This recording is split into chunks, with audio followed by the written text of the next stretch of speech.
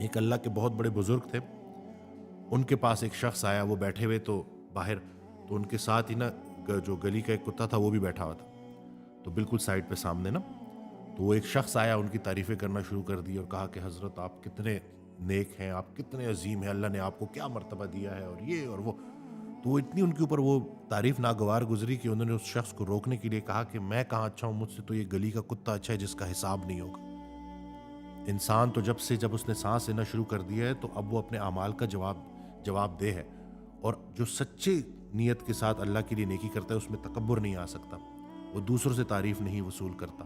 فتح مکہ جب ہوا تو صحابہ کرام پریشان تھے، رو پڑے. تو لوگوں نے پوچھا کہ بھئی آپ کو تو فتح مل گئی، تو آپ پریشان کیوں ہیں، رو کیوں رہے ہیں؟ تو انہوں نے جواب دیا کہ ہمیں ڈر ہے کہ کہیں اللہ نے ہماری دنیاوی کوششوں کا جو محنتیں ہم نے کی اس کا نتیجہ دنیا میں تو نہیں دے دیا. تو یہ ہے آپ کی اس دنیا کی حقیقت کہ انسان جب اس دنیا کا رہ جاتا ہے نا تو پھر اللہ تعالیٰ اس ملاوٹ کے ذریعے آہستہ آہستہ اس کی زندگی سے تمام برکتیں چھین لیتا. کیا وجہ ہے کہ آج کل انگزائٹی ڈپریشن اتنی کامن ہوتی جا رہی ہے؟ اس کی وجہ یہی ہے کہ ہم سمجھے نہیں ہیں اسلام کے فلسفے کو. میں نے پہلے بھی ایک ویڈیو میں جو ہے یہ بات کی مجھے بڑی پیاری لگی تھی کہ یا اللہ مجھے اس دانائی سے بچا جو رونا نہ سکھائے، یعنی کہ ایسی دانائی کہ جو آپ کے دل کو سخت کر دے اور آپ کو لوگوں کا درد محسوس نہ ہو، ایسی دانائی سے پناہ مانگو. یا اللہ مجھے ایسے فلسفے سے بچا جو خوش ہونا نہ سکھائے. اگر آپ کا جو بھی فلسفہ ہے وہ آپ کی زندگی میں آپ کو خوش نہیں کر رہا، آپ اللہ کا شکر نہیں ادا کریں، تو ایسے فلسفے سے بھی جان چھڑائیں. ایسا فلسفہ صرف اور صرف بربادی ہے.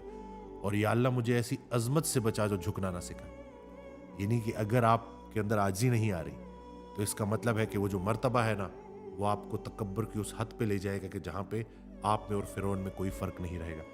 تو اللہ پاک ہمیں عمل کرنے کی توفیق دے. یہ ویڈیوز آپ سب کے لیے ہیں. انسان چلا جاتا ہے، پیچھے یہ ویڈیوز رہ جاتی ہیں، لوگوں تک انشاءاللہ یہ خیر کا کام کرتی رہیں گی. میرے پاس جب لوگ آتے ہیں اور جب وہ اتنے پریشان ہوتے ہیں اور جب میں دیکھ رہا ہوتا ہوں کہ ان کو کوئی سمجھانے والا نہیں ہے، بتانے والا نہیں ہے، ایک دوڑ ہے جس میں پڑے ہوئے ہیں. اور حقیقت یہ ہے کہ کچھ ہی عرصے میں 50 سال میں آپ دیکھ لیں، 50 سال کے اندر آبادی بڑھ جاتی ہے اور بندہ ایک بھی آپ کا واقف نہیں رہتا.